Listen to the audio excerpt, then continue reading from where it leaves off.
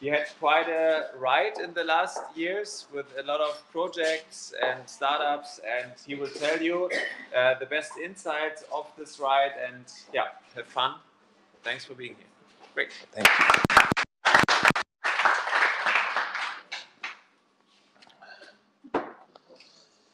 So, hello everyone. My name is Matthias, and I'm going to teach you the basics of pitching. So last time I hold the slides, it was half a year ago, so please be a bit patient if I don't know the exact details of which slide is next, but I will try to get the pitch as best as possible. So as the general things about pitching, like pitching could be an opener. Like when I talk to you and say, hi, my name is Matthias and I'm the co-founder of ChatShopper. We are doing chatbots for fashion shopping. That could be an opener for a conversation, and the kind of other party could then say, oh, that's interesting. What kind of chatbots are you using?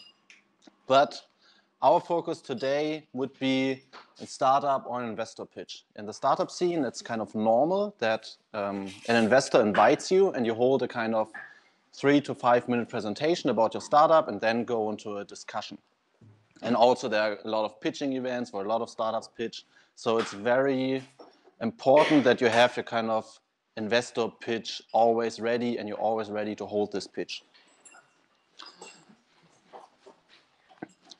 And it's always about convincing your audience, because you have an idea, you have a motivation, you have a goal of, because you're pitching, and you have to convince your audience in 3 to 5 minutes that you kind of get your message to your audience, you get your investors to invest in you, or get your partners to partner with you, or whatever is the goal of your pitch. So always convince your audience and be aware of the goal you're having. And it's always about motivation, like the motivation you have about your startup, your kind of vision. You need to transport that to the kind of other party and kind of make them also feel your vision and what you are kind of what you love about your startup and why you are the right person for that. And always be yourself. When you see someone, often in the beginning of pitches I've seen, there are people kind of walking very confident over the stage, screaming, shouting. It was so nice to see that people. But as I tried that and walked over the stage and screamed something, it wasn't me, and the other person in the audience knew it wasn't me. So always be yourself. When you're the one standing in the corner and just say facts about what you love and what your startup is doing, it's totally fine. Don't try to be someone else.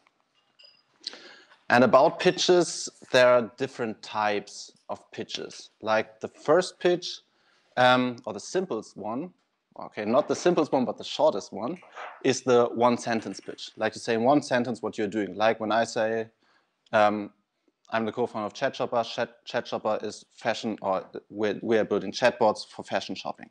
That is one sentence, and in one sentence you need to make clear what you're doing and kind of make your audience want to know more. And then when they want to know more, they maybe ask, hey, can you tell me a bit more? And then I'm sure. And I can tell you in 1 minute what I'm doing. And in this 1 minute, I need to put all the details. You also put in the other longer pitches, but in a very kind of compressed fashion. Like you need to tell what you're doing, why you're doing, which problem you're solving, but all the points we're going into a bit further. And the most important one, I would say, is the 3 to 5 minute pitch. It's kind of standard investors pitch or event pitch. And yeah, it's between most pitches I had were 3 minutes and the longer one were 5 minutes. So I would say be ready to pitch in 3 minutes. And they're also always with PowerPoint, like 1 minute pitch without PowerPoint, 3 to 5 minutes with PowerPoint. And the kind of, then there could be a longer pitch, 15 to 20 minutes. It's more about when you kind of sit together with potential partners or investors and kind of show more slides, more details, graphs, Excel data or Excel sheets or something like that.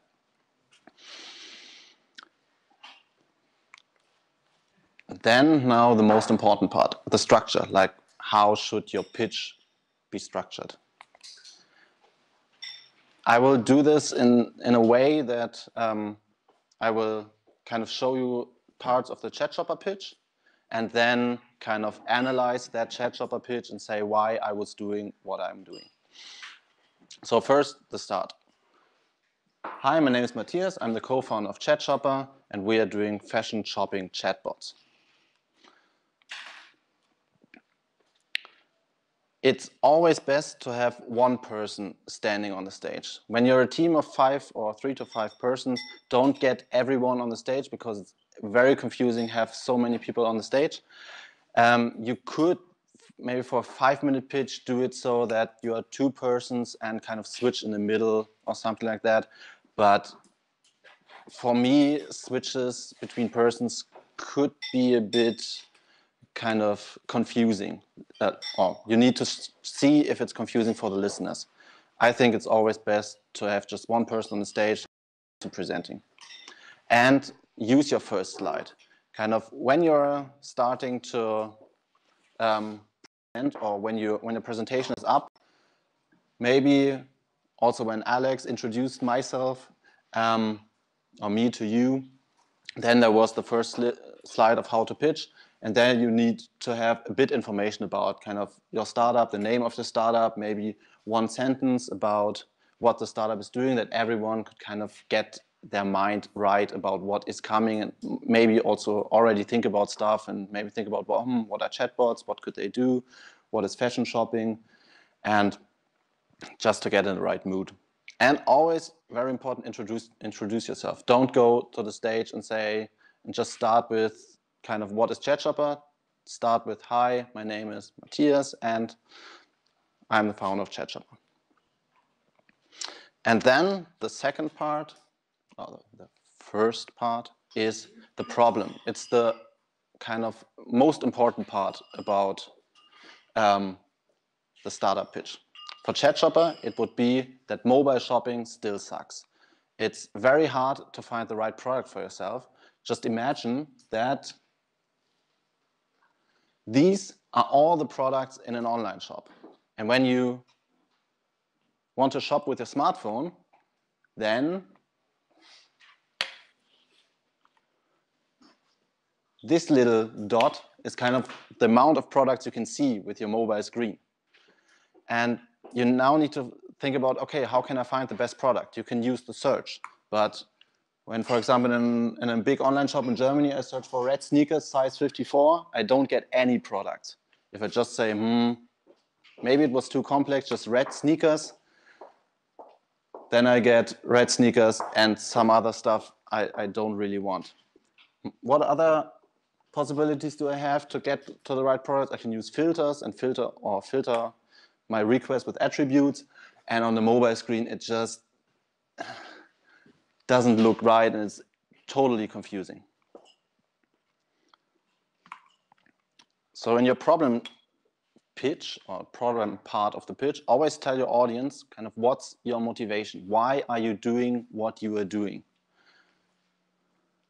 And this is really important to get this right, because when people don't get the problem, they don't get the product and everything that follows up. And use PowerPoint, but kind of do it right. In the university, I've also used PowerPoint, but I didn't know what I was doing and everyone was teaching it me wrong. And there were all these slides fully packed of information and it was just too much. And so the kind of one rule for PowerPoint presentation would be one statement per slide. There's also a kind of guide how to design better pitch decks by Y Combinator. It's a famous startup accelerator in Silicon Valley. And they have kind of some principles like make it legible, means make it good readable, make it simple, make it obvious. And that investors invest in teams and not in slides. So make sure you get your information kind of to your audience, convince your audience, and don't put too much effort in your slides and the design of the slides, and just make it support your presentation, not something else. And so they also say use kind of big fonts, start with 100+ font size and just a very simple one. because they had also this kind of nice thing in their presentation that investors are mainly, or the big investors are mainly above 70 years old. They're always sitting in the back, and they just can't read it if you make it too small or just don't make it good. In our first ChatShopper presentation, we had this slide in it, where we kind of explained how the growth of ChatShopper went over the last few months, but it was way too confusing to explain. So better would be to have a very simple slide, have some curve going up, and everybody knows, okay, up is good, right? And then just say okay, 50% monthly revenue growth. One statement per slide, one graph, much easier. Oh, and always use page numbers, because when kind of the audience or investors refer to slides or want to ask questions to slides, it's for them much easier to say, yeah, can you please switch back to slide 39 because I have a question for that. Then the next part would be your solution. Now you had the problem, and now everybody's eager to hear what you want to do to solve this problem. So for ChatShopper, it's that we build personalized fashion shopping via chat. Our customers are very young. They're between 14 and 26 years old, a bit more male than female. And for them, it's very easy to interact with our service. They can just describe what they want, or even easier, send a picture of some fashion item they like and get similar results. And in the beginning of ChatShopper, in the end of 2015, we got good traction with our service. But we have done the shopping consultancy with humans, and we've seen that humans don't scale. We had 20 students sitting in our office, and we really got so many requests that we can't handle all. And so in the end of 2015, we introduced our chatbot Emma, and we have seen that Emma doesn't have the scalability limits humans have, and we could have much better service, much more scalable, and giving shopping suggestions personalized to everyone. And this is how it works. You just start the chatbot in Facebook Messenger, you start the conversation, Emma introduces herself, and then you can do a bit small talk about with Emma. You can say, hey, what are you doing? And then you can just write what you're looking for. In this example, I need Nike sneakers, and within a few seconds, you get shopping results or shopping suggestions based on your request. And the very nice part now is that you can get into a conversation. Like you can say, okay, Nike sneakers, but I want them in red. And then Emma knows what your kind of state of the conversation is and knows, okay, you're looking for Nike sneakers in red. And then you can say, thank you, I found my sneakers, and everybody's happy. So you need to show the audience how you solve the problem, or what's the product you are building to solve the problem you described before. And it's always good to demo the product. Live demos are always better than kind of showing screenshots, because everybody knows that the product kind of is ready in that state. Because PowerPoint presentation, everybody who invested a few hours into the idea can build a PowerPoint presentation with cute mock-ups. But showing the product is much better. And then you also need to tell them what are kind of the target group. You can do that in the problem statement or in the solution. The next part is the business model. For ChatShopper, it would be we are earning a commission 10 to 15% for every sale. And for that, business model is always, also when you just have 3 minutes, it's a bit complex, but you need to make it very simple as possible. Just so everybody knows, okay, who is paying for what for the product, and for the investors, that they can kind of calculate in their head, okay, then you're making so and so much money when you're having, or when you kind of sell so and so much items. The next part, it's for kind of startups and investors, it's important. It's the market size. For ChatShopper, it would be, we're targeting the m-commerce market with 6.6 billion euros in revenue, and it also has a big growth of 113%. Also, the slides of ChatShopper and the presentation are a bit older, so the kind of also numbers are a bit older. And in the market, you just have to say how many potential customers are out there. For investors, it's important because they want to know kind of, do you sell the product only to 5 people or to 5,000 people? And kind of also how the market is evolving. Like, is the market shrinking or is it growing? And also for investors, it's mostly better to have a small but fast-growing market than a kind of big and slow-growing market. Because when you have a small market, then the competition is kind of also small, but when it's growing fast, you are one of the first people seeing that there's something going on.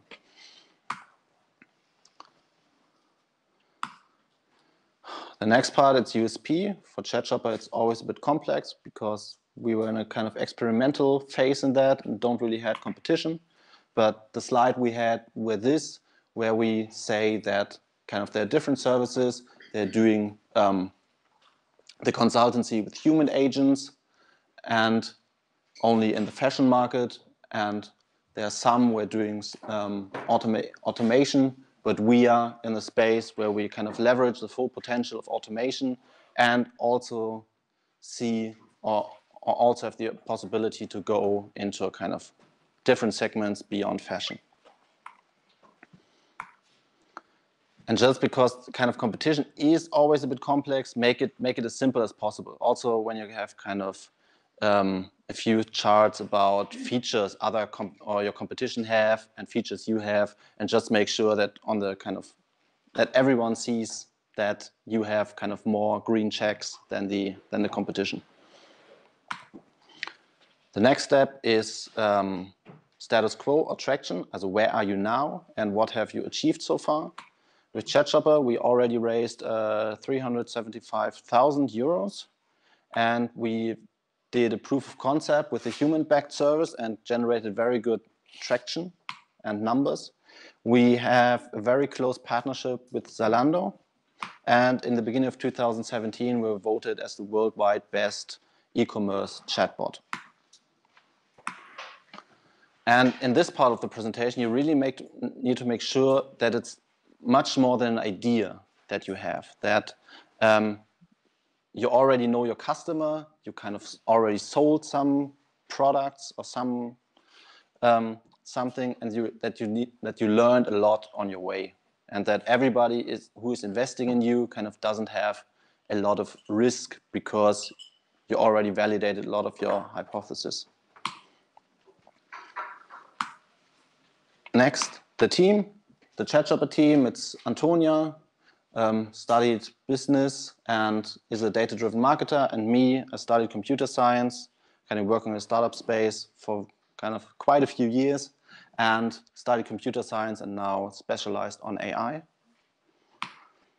And in your team slide, you need to tell kind of how big is your team, of course, and also who is doing what in your startup, and the more important part is, why are you the best team to do the job? Why can't the investors just pick 2 random people on the street and kind of invest in them, but why should they invest in you?